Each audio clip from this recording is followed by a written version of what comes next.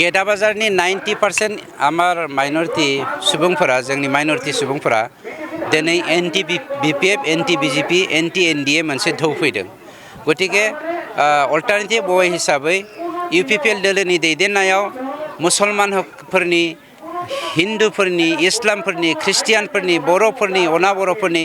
गासैनिबो जौगाथायखौ लुबैनानै दिनै हिन्दु मुसलमान बर' अना बर' गासैबो मानसियानो ज' जादों आरो गेदा बाजार ओनसोलाव मयथ' बिसास আছে 90%কে बेसि गेदा बाजाराव रायजो इउपिपिएल दलक भोट দিব मोनगोन नाथाय नोंथांखौ सार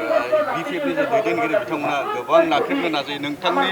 सायाव बांसिन हेंथायै बाथ्रा बुंनायखौ जों नुयो अन्थाया अन्थायखा बालाया बालाखा इउपिपिएल दोलोआ अन्थायाव न' लुग्रा गतिके जों एसेबां गिया सुथुरा जेब्लायबो नाख्रेबफानो नागिरो खिन्थु सुथुरखौ गिनानै जों फासाया मानो होनब्ला जेब्ला मैदेरा गावनि टारगेटआव थांबाय थागोन मोनसे लामाजों बेवहाय सैमाया फुफु फाफाय सोंबाय थाबा जे मैदेरा एरायगोन बेखौ दा सान सावरायग्रा बिथाङा फिन बिपिएफआव जयनिं जाहैबाय बिथांनि साननाय हनाया हयथ' बहुत दुरबल लजिकेलि साइक'लजिकेलि गाव मा सानदों बेखौ जों मिथिया खिन्थु जोंनाव मोनसे साननाय फैबाय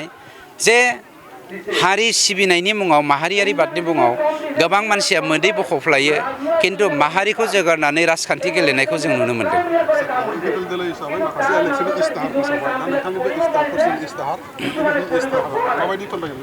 ब्रैजिनैथा जोंनि इस्तार पत्रनि गेजेराव ब्रैजिनैथा पइन्टनि अनगायैबो जोंनि नैबे हालामाव जोंहा गोबां प्रब्लेमफोर दङ जेरै फ्लाड सिटुएसन इर'सन problem malaria problem typhoid problem ओमफ्राय ड्रिंकिं वाटार प्रब्लेम बेनि अनगायैबो रोड एन्ड कमिउनिकेशन बेनि अनगायैबो एजुकेशन सेक्टर एन्ड हेल्थ सेक्टराव जोंहा गोबां मावनांगौ दङ बेफोर गासैबो जेंनायानो आंनि बेक्तिगत जेंना आरो बेफोर जेंनाखौ फोजोबनानै जोंनि गेजेराव जौगाथाय लाबोनायानो आंनि गुबै खामानि जागोन हाग्रामा महिलाया नोंथांनि 125 पास जानायनि उनाव इन्टारिम गभर्नमेन्ट फैगोन होननायनि सायाव नोंथाङा जाम्बाफोर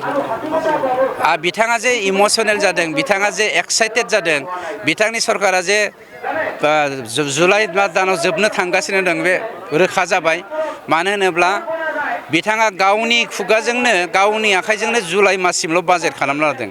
मोनसे एनुवेल बाजेटखौ 4 मासनि 4 दाननि थाखाय बानायो नामा सोरबा मानसिया बेवहाय हाग्रामाया बेसेबां सियान बेसेबां गियानि बे बाथ्राखौ दिनै बिटिसिनि 35 लक्ष जाति जनगोष्ठी जनसाधारणा दिनै हमनो हाखाबाय नोंथांनाव जों सोंनाय जायाखै गोबां खौरां बिजोङाव जों नोंथांखौ सोंथि खालामदों नोंथाङा बेसेबांसो मार्जिन भट लानो देरहानायनि आसा दिनैनि दिनाव दा जुदि भट जायोब्ला गेदा बाजारावनो जेराव 90% भट मोनगोन टटेल जोङो जुदि 65% फ्रम अल माने कमिउनिटि इनक्लुडेड होमब्ला जोङो गैया होमब्लाबो 50,000 to 60,000 मार्जिनाव जोङो देरहानो हागोन